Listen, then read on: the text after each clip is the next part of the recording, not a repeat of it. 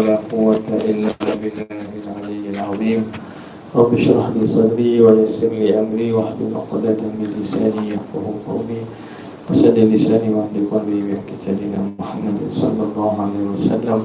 اللهم ألهمنا بالعلم وزينا بالحلم وأكرمنا بالتقوى وجملنا بالعافية. اللهم أخرجنا من ظلمات الوهم وأكرمنا بنور الفهم وافتح علينا بمعرفة العلم وحسن أخلاقنا بالحلم واجعلنا ممن يستمعون القول فيتبعون أحسنه. الحمد لله رب العالمين. Alhamdulillah, bersyukur kita kepada Ilahi yang memberi kepada kita taufik untuk sama-sama berada pada malam ini bagi meneruskan lagi daripada kitab Pati Faridah, yang mana kita berhentinya pada Sayyidina Khadir situ.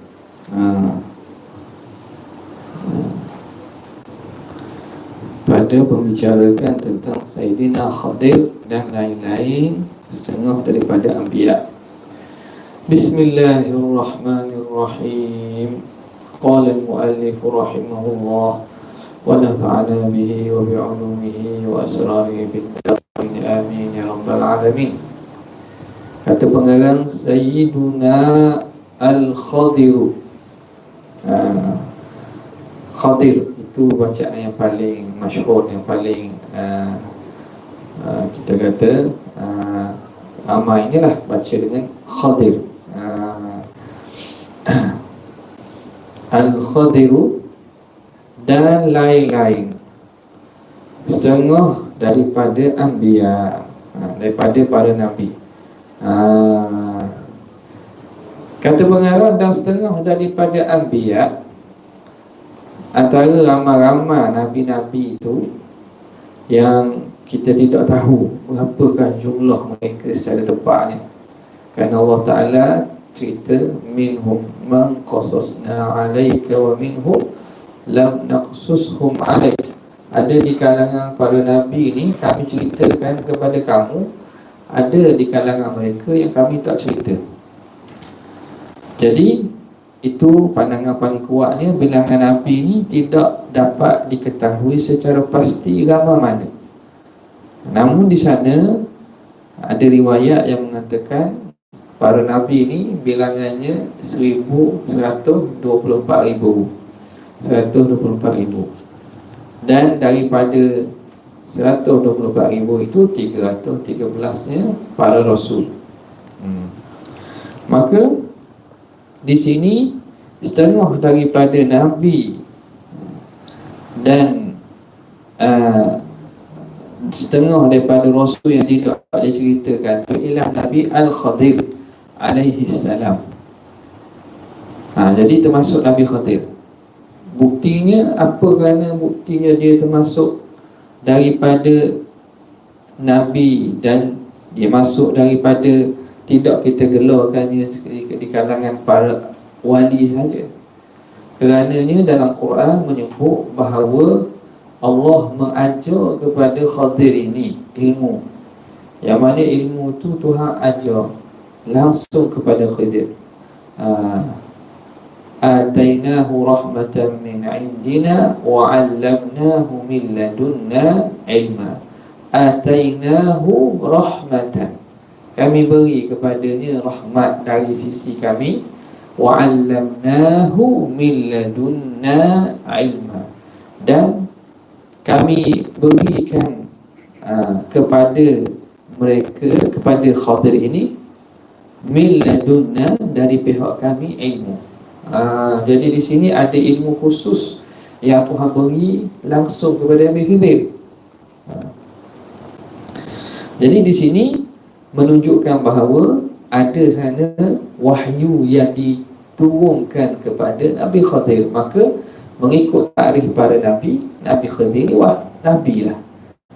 Mengikut takrif Nabi, kerana Nabi ni adalah Nabi yang diwahyukan kepadanya.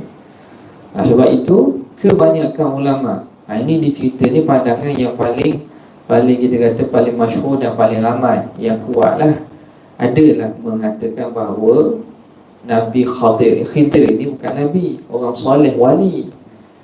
Yang kedua, yang mengatakan pandangan Nabi Khidir ini adalah Nabi, ialah kerana Nabi Musa pergi belajar dengan dia. Nabi Musa pergi belajar dengan dia. Jadi Nabi Musa ini dia Nabi dan Rasul, mengambil ilmu daripada orang yang setara dengannya dari segi kenabian itu. Itu lebih, kita kata lebih sesuai dan lebih munasabah. Kita tak katalah salah, maknanya para Nabi belajar daripada orang bukan Nabi. Cuma perkara yang berkaitan dengan ilmu daripada Allah ini, maka dari segi keutamaannya, ilmu itu Tuhan letakkan pada Nabi. Maka belajar Nabi Yusuf, Nabi Musa dengan Nabi Khadir itu ialah belajar daripada Nabi dengan Nabi. Nampak? Maka di situ kedudukan Khadir ini di sisi ramai ulama ialah dia itu seorang Nabi. Dia bicara tak panjang lah situ. Kalau ikutnya Khadir ini ceritanya panjang lagi lah. Dan di sisi pandangan ramai para ulama-ulama di kalangan ahli sunnah wal jamaah ini mengatakan Nabi Khadir ini masih hidup. Dia ada Nabi yang masih hidup, ada tidak meninggal lagi. Antara ialah Nabi Khadir. Maka cerita berkaitan dengan Khadir ini banyak diriwayatkan oleh para ulama dan juga para wali, orang-orang sufi. Mereka ini bertemu dengan sosok orang yang pada i'tikad mereka dan pada keyakinan mereka ialah Nabi Khadir. Jadi benda ini, peristiwa itu berlaku banyak. Dan itulah pandangan yang mengatakan Nabi Khidir itu ialah satu pandangan yang mana kita tak boleh nak kata pandangan yang salah lah. Bahkan benda itu ada pandangan di kalangan para ulama-ulama besar. Dan bukan daripada Anbiya Luqman dan Dzulqarnain. Dua ini bukan daripada Nabi. Siapa dia? Luqman dan juga Dzulqarnain. Dia dok di kalangan Nabi. Dia di kalangan orang soleh, wali min awliyaillah saja. Kerana apa? Kerana kalau Luqman ni, pertamanya dia ini hamba.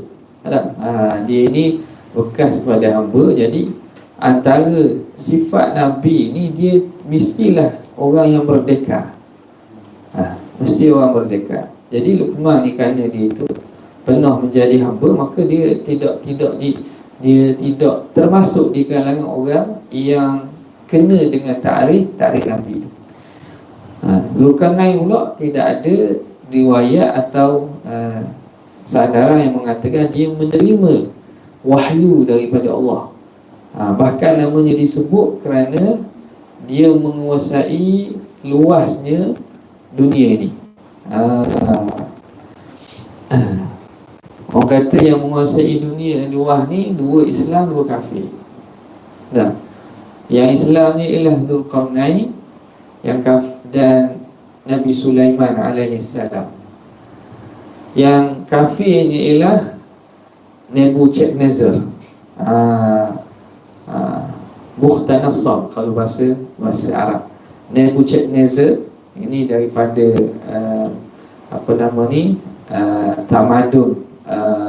tamadun di Iraq. Yang kedua ialah siapa nama ni, ialah Namrud. Tak silap tu orang tu. Jadi mereka ini yang menguasai, kita kata menguasai dunia yang banyak. Maknanya mereka, kekuasaan mereka ni kekuasaan yang luas. pada zaman mereka itulah. Okey. Maka kata pengarang rahimahullah, dan Zulkarnain, ini bukan daripada Nabi, iaitu satu raja yang soleh daripada bangsa Himyar. Nak baca situ tulis apa itu? Bangsa apa? Hamir. Hamir makna lain. Hamir ni makna kedai. Ikut Arab untuk Jawi ni Hamim ya ro. Jadi kalau tulis bumi dia baca Hamir. Macam Hamir tu, Hamir tu ialah plural bagi kedai, donkey.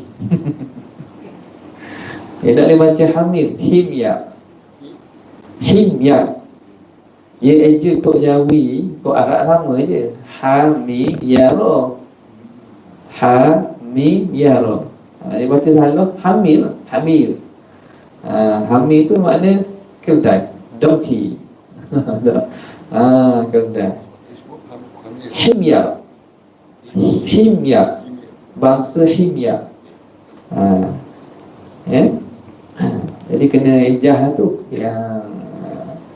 yang tulis Arumi tu. Bangsa Himyar di negeri Yaman. Jadi maknanya Zulkarnain ini bukan Iskandar Makedonia. Biasa kita dengar cerita bahawa Zulkarnain ini ialah Iskandar the Great, Alexander the Great. Iskandar Makedonia itu di Rom. Alexander the Great itu di Rom. Itu yang kita biasa dengar tentang nama Zulkarnain. Tapi di sisi ahli sejarah sebenarnya bukan dia.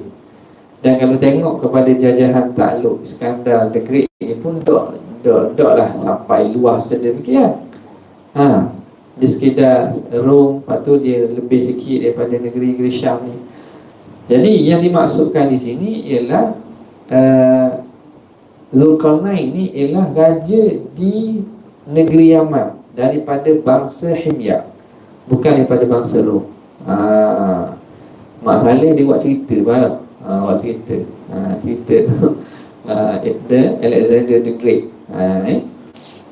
Jadi bab sejarah ni tengok siapa penulis, di tangan siapa ada pena.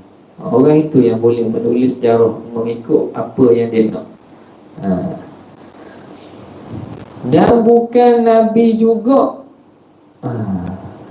Dan bukan Nabi juga Iskandar Ar-Rumi ni. Bukan Nabi. Iskandar Ar-Rumi ni bukan Nabi. Dan dia itu bukan yang dimaksudkan dengan Zulkarnain itu. Habis. Dan setengah daripada Anbiya Khalid ibn Sinan. Khalid ibn Sinan. Wak ni wak khilaf Wak khilaf. Berlaku khilaf ni. Nabi-Nabi lepas ni. Siapa dia ni? Khalid ibn Sinan ni pada setengah riwayat ialah Nabi daripada bangsa Arab. Nabi daripada bangsa Arab, keturunan anak cucu Nabi Ismail sebelum Nabi Muhammad. Khalid ibn Sinan daripada anak cucu Nabi Ismail alaihi salam. Ni yang kata, yang kita masyhurnya, pandangan yang ramai yang mengatakan selepas daripada Nabi Ismail tidak ada dah Nabi kecuali Nabi Muhammad. Cumanya ada pandangan mengatakan ada seorang Nabi yang bangkit sebelum Rasulullah di kalangan Arab. Ini Khalid ibn Sinan. Dan ia semasa dengan Kisra Anushirwan.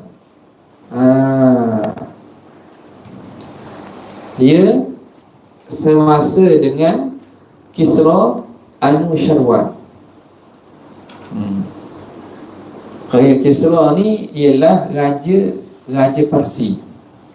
Raja Parsi. Kalau raja Rom dipanggil Kaisar. Kaisar ni Caesar.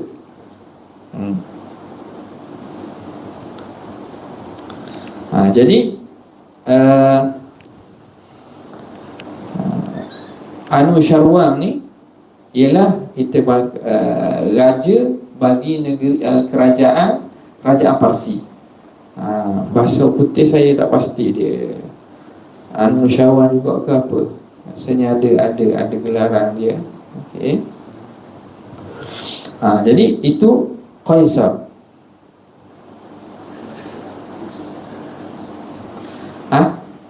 Kisra. Sorry ni benda. Kisra. Qaisar ialah raja Rom. Pemerintah Rom. Pemerintah Rom dipanggil dengan gelaran Qaisar. Qaisar ni Caesar. Pemerintah kerajaan Parsi dipanggil Kisra. Pemerintah kerajaan Mesir dipanggil Fir'aun.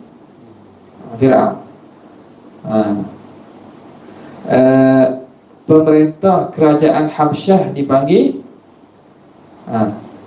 Habsyah. Apa dia? Habsyah. Najasyi. Najasyi itu ialah kita panggil status negara. Kalau kita Malaysia Agung. Jadi Malaysia Agung. Kalau British Queen dan King. Queen Elizabeth, King dan juga King. Itu dia status pemerintah kawasan Najasyi, Habsyah ni Najasyi. Orang Arab dia tak ada sistem raja gitu. Kecuali beberapa kabilah-kabilah kecil itulah.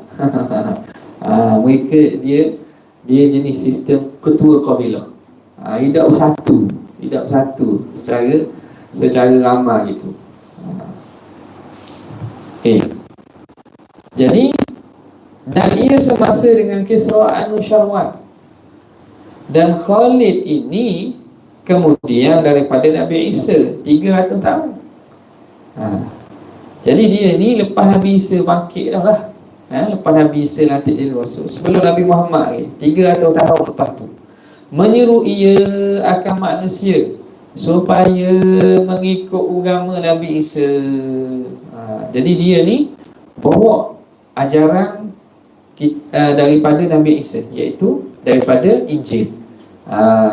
Dia meneruskan ajaran Nabi Isa. Dan setengah daripada Anbiya, Hanzalah ibni Safwan, Hanzalah ibni Safwan. Kemudian daripada Khalid 100 tahun.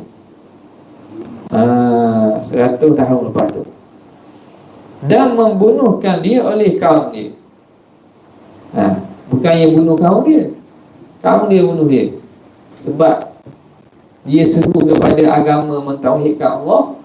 Kaum dia itu kaum yang syirik, jadi kena bunuh di kaum dia.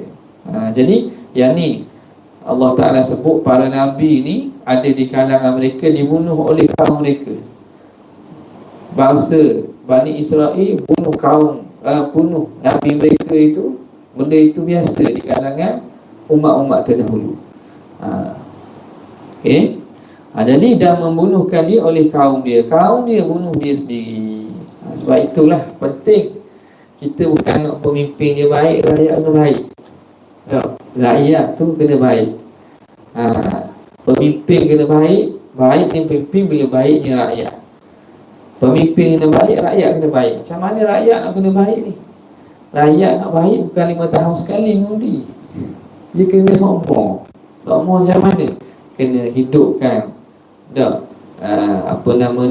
kesedaran beragama, kesedaran sebagai masyarakat yang baik. Kena subuh daripada bawah ni, daripada bawah. Barulah maknanya negara itu jadi stabil, negara itu jadi negara yang baik. Baldatun thayyibatun wa rabbun ghafur. Jadi usaha nak bina bawah ni memang kena ramah.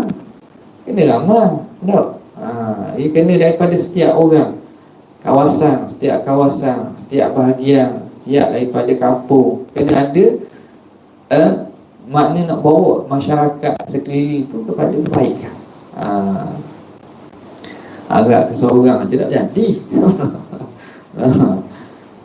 Jadi benda itu main peranan. Untuk mana? Membina. Kalau tidak, maknanya tak akan jadilah. Nabi boleh dibunuh oleh kaum mereka. Sebab apa? Sebab masyarakat sekitar tu menolak dakwah yang dibawa oleh para Nabi. Okey. Jadi Nabi tidak dapat dengan usahanya. Nak khabar satu bab, iaitu jadi Nabi ni tak boleh dengan kita usaha. Syekh Ibrahim Al-Laqani dia sebut apa? Walam takun nubuwatun muktasabah walau raqa fil khairi a'la aqabah bal dzaka fadlullahi yu'tihi liman yasha'u jallallahu wahibul minan. Walam takun nubuwatun muktasabah, tidak adalah kenabian itu boleh diusahakan. Walau raqa fil khairi a'la aqabah, walaupun orang itu bersungguh-sungguh membuat kebaikan, mendaki darjat-darjat ketinggian setinggi mana pun.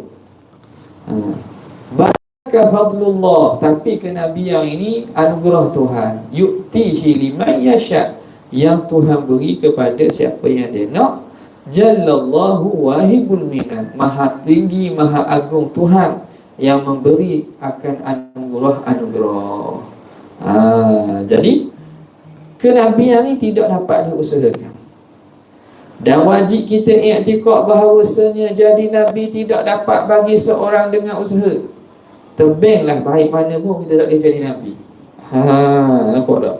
Ni kena faham kot ni. Ada orang mungkin kerana dorongan beragamanya tinggi, dia nak jadi baik, tapi dia tidak belajar ilmu agama. Harapan dia nak jadi Nabi. Ulama sekarang tak boleh. Tak boleh. Orang tu jadi baik, harapannya nak jadi Nabi. Kalau buat baik, apa nak jadi wakil rakyat dia tak. Nak jadi calon dia tak. Buat baik, tapi buat baik, harapannya nak jadi Nabi. Ini kan masalah juga, kerana tidak diajar prinsip-prinsip asal dalam beragama ni. Nak jadi Nabi, buat baik nak jadi wali, bertahan. Apa nampak warak sangat jalan tunduk, cakap pun benda-benda lagu kurang. Tengok nak usaha jadi wali boleh tahap sikit nak jadi wali. Tengok usaha nak jadi Nabi. Usaha nak jadi Nabi ni mana orang niat je daripada awal. Dia kena faham prinsip Nabi ni tak boleh diusahakan. Dah yang mengaku jadi Nabi tu, mengaku jadi Nabi tu sebab apa? Sebab dia faham konsep ni. Orang yang Islam asal tiba-tiba ada pengikut sikit, naik diri dia tahap jadi Nabi. Dia kata Nabi ni orang Arab, orang bangsa-bangsa di sebelah Timur Tengah. Dekat tanah Melayu ni tak ada lagi ni. Lepas tu pula ayat Quran, wa ma arsalna mir rasulin illa bilisani qaumihi liyubayyina lahum. Kami tidak utuskan Rasul kepada sesuatu kaum itu kecuali dengan lidah bahasa mereka sendiri, supaya Nabi dapat terang kepada ini. Jadi Nabi ni bahasa Arab ada, bahasa Yahudi Ibrani pun ada, bahasa Melayu tak ada lagi. Tuhan kata dia akan utuhkan Rasul di kalangan bangsa sendiri dengan lidah dia. Jadi Melayu tak ada lagi. Dia pun akad diri dia jadi Nabi. Nabi Melayu, Rasul Melayu. Tak ada lagi Nabi Melayu. Tuhan kabarkan dia akan utuhkan kepada setiap kaum dengan bahasa dia. Dia jadi karut kan. Hujah mereka ayat Quran juga. Ayat Quran juga. Yang Rasul Melayu tu, Nabi Kahar, dia tanya, apa bukti bahawa kamu ni Nabi dan Rasul? Apa bukti kamu ni apa Rasul orang Melayu? Rasul Kahar tu. Dia jawab senang, kata Allah Ta'ala latih saya. Dalilnya apa? Yasin wal Quranil Hakim innaka laminal mursalin. Yasin, Quran yang maha bijaksana, sesungguhnya engkau di kalangan utusan, sesungguhnya engkau di kalangan Rasul. Dia kata ayat tu Tuhan kabar saya tu bahawa Tuhan mengatik saya jadi rasul. Ibu ayat Quran apa?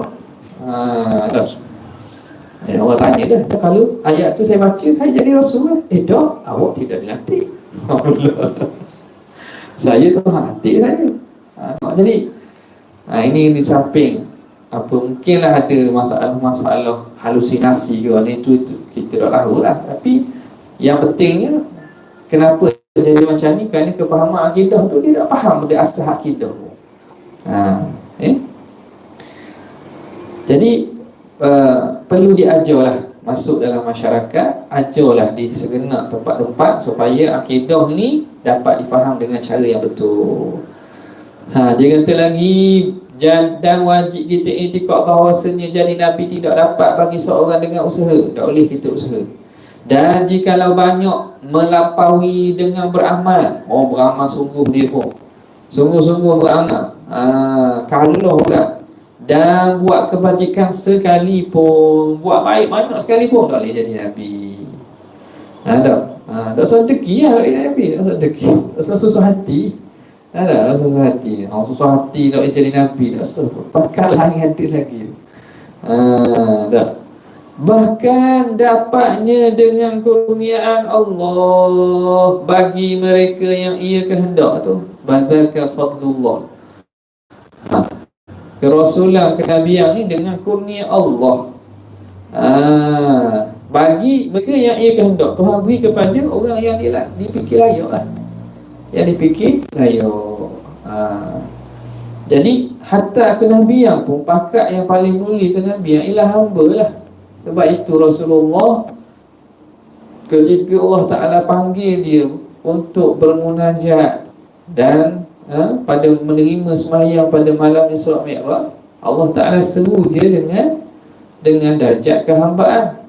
Subhanalladzi asra bi'abdihi, dengan hamba-Nya. Jadi yang kita kena usahakan jadi hamba yang baik, menjadi hamba Allah yang baik. Hak darjat kerasulan ni memang tak dapat dah. Darjat kewalian, kesalehan, siddiqin, syuhada, dan syahadat, darjat-darjat yang lain itu sebahagiannya kurniaan Tuhan. Walaupun boleh diusahakan lah, tapi kebanyakannya ialah kembali kepada kurniaan Allah Subhanahu Wa Taala.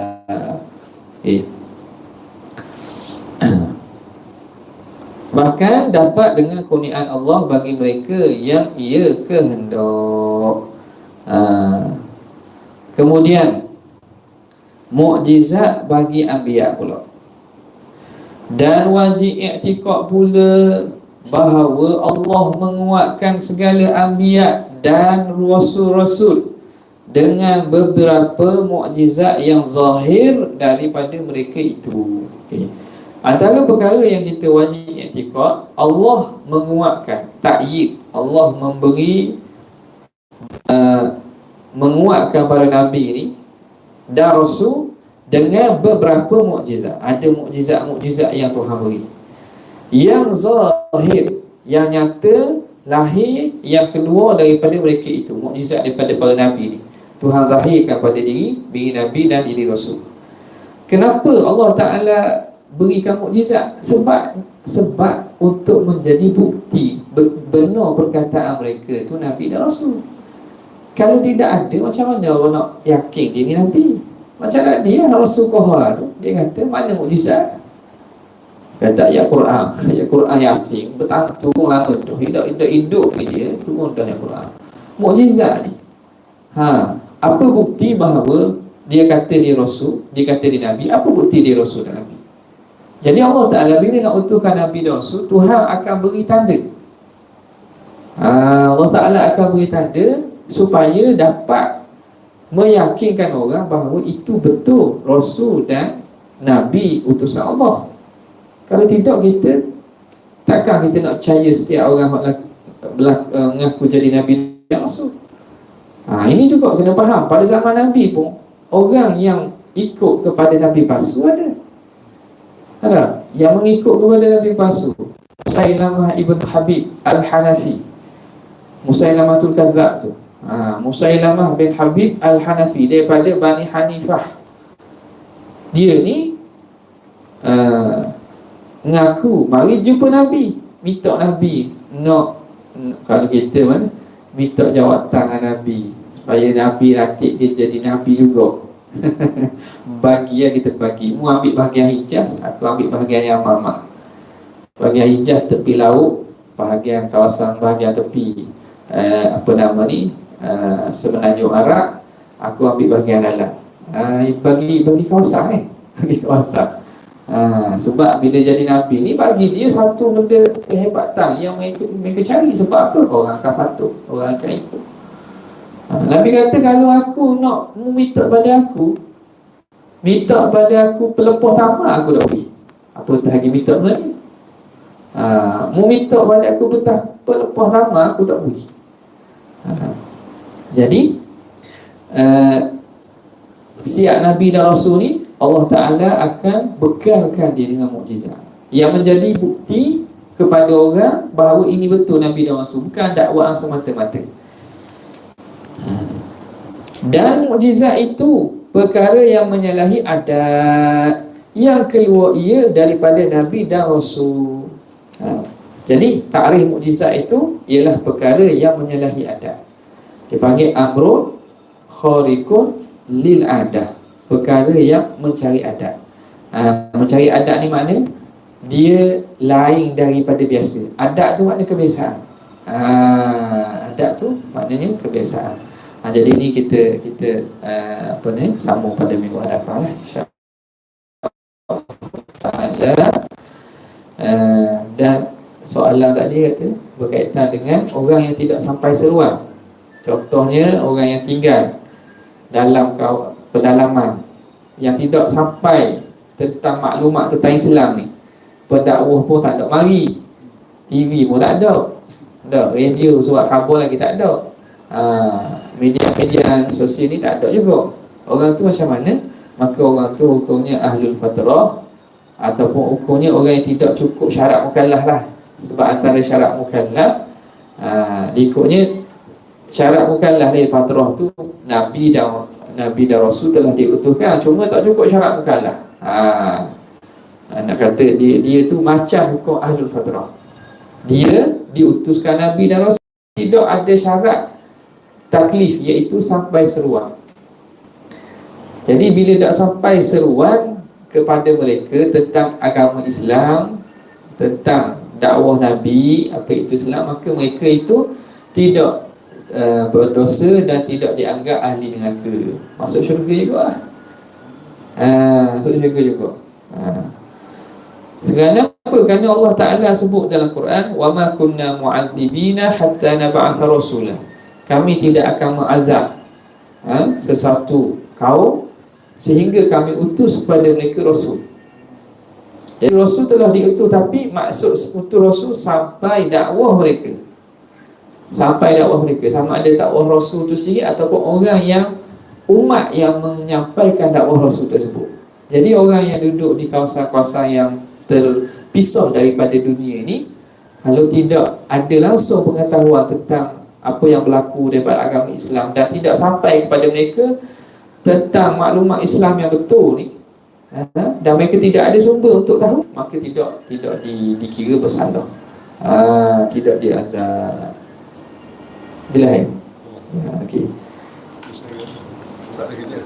Ada soalan lagi? Boleh? Ustaz cerita ni. Saya cerita tak dengar. Boleh. Ni kita tengok perut daripada Nabi kan.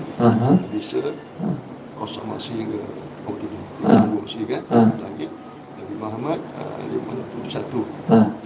Malam ni saya pun saat ni bos tadi tak study awal. Kalau betul lah kata Ustaz. Jadi kosong 32 lepas 300 tahun. 300 tahun Khalid bin Sinan. Lepas tu lepas 1 tahun itu Hanzalah bin Safwan.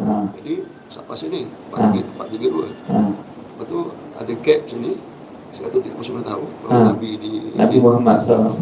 Jadi sini masa waktu antara dua Nabi tu Dia panggil waktu fatrah, ahlul fatrah. Fatrah ni waktu tak ada Nabi. Jadi anda kata Nabi tu macam tadi kan, antara Khalid bin Sinan lepas tu dengan Hamzah bin Safwan. Jadi orang yang tidak sampai seruan Nabi tu, ataupun putus dah, habis dah, agama yang bawa agama ni tak ada, maka tu waktu ahli fatrah tu. Ada persoalan yang dia tanya. Tapi mak Rasul nak mak punya ayah Rasul tu pegang apa? Itu dia. Mak ayah Nabi tu termasuk daripada ahli fatrah. Ahli fatrah makna mereka yang tidak sampai dakwah Nabi sebelumnya dan Nabi yang akan datang, duduk tengah. Fatrah ni makna kosong. Waktu kosong daripada seruan dakwah. Jadi mereka ni dah, mereka agama apa? Mereka ambil amalan yang dibuat daripada nenek moyang dahulu, daripada amalan-amalan yang asalnya daripada Nabi Ibrahim dan Ismail. Jadi orang Arab jahiliah ni, haji dia ada, tawaf dia pun ada. Ibadat-ibadat yang betul kita kata yang tinggalan daripada Nabi Ibrahim dan Nabi Ismail itu adalah, cuma ada perubahan yang berlaku kerana sebab berlaku syirik dan seumpamanya. Jadi mereka ini tidak dikira berdosa kerana zaman mereka tidak diutus Nabi. Tidak diutus Nabi. Jadi mak Nabi, ayah Nabi, datuk Nabi, keturunan Nabi hak atas tu tidak dikira daripada orang yang ahli neraka, bahkan mereka ahli fatrah yang masuk syurga juga. Boleh? Okay, baik. Ada soalan? Beza Nabi Rasul. Nabi dapat wahyu. Yang dapat wahyu dipanggil Nabi. Rasul ada suruhan daripada Allah untuk sampaikan. Sampaikan kepada orang lain, maka dia dianggap sebagai Rasul. Betul? Nabi tidak, tak wajib. Tidak wajib menyampaikan. Kalau Nabi saja, Nabi yang bukan Rasul, dia tidak wajib dan tidak disuruh untuk menyampaikan apa yang didapat daripada Tuhan. Rasul ialah orang yang disuruh sampai apa yang didapat daripada Tuhan. Jadi Nabi ni, Nabi saja, Nabi yang bukan Rasul. Sebab Rasul ada yang Rasul dan Nabi. Ini Nabi saja, dia dapat wahyu daripada Tuhan, iaitu ilmu yang Tuhan beri kepada dia. Untuk dia lah, untuk dia saja. Kalau dia suruh sampai, maka dia dianggap sebagai Rasul. Boleh? Ambil daripada mana? Ambil daripada istiqaq kalimah an-nabi minan naba, ataupun an-nubuwah daripada an-naba, iaitu pemberitahuan, dan Rasul daripada kalimah ar-risalah yang memberi makna pengutus. Makna utuh daripada satu pihak pada pihak lain. Nabi segala yang mendapat maklumat, yang mendapat wahyu. Jadi ulama daripada itulah membezakan antara Nabi dan Rasul berdasarkan istiqaq ataupun pengambilan kata daripada kalimah Nabi dan Rasul dulu. Dalam ini memang ada khilaf ini, tapi yang disebut oleh ulama sebagaimana yang kita maklum tu, itu lebih dekat dengan bahasa Arab dan juga dengan istilah penggunaan perkataan. Walaupun ada khilaf, kata Nabi dan Rasul ni sama aja. Ada kata Nabi ni lebih tinggi, ada kata Rasul ni ialah yang terima syariat, Nabi pula yang tidak terima syariat, yang bawa syariat. Itu memang ada khilaf tu. Tapi apa yang disebut, yang masyhur dalam masyarakat kita, itu pandangan para ulama yang kalangan Asy'ariyah dan Maturidiyah berdasarkan kepada pengambilan istiqaq kalimah bahasa Arab. Wallahu ta'ala a'lam wa a'lam. Sekadar itu, wabillahi taufiq. Assalamualaikum warahmatullahi wabarakatuh.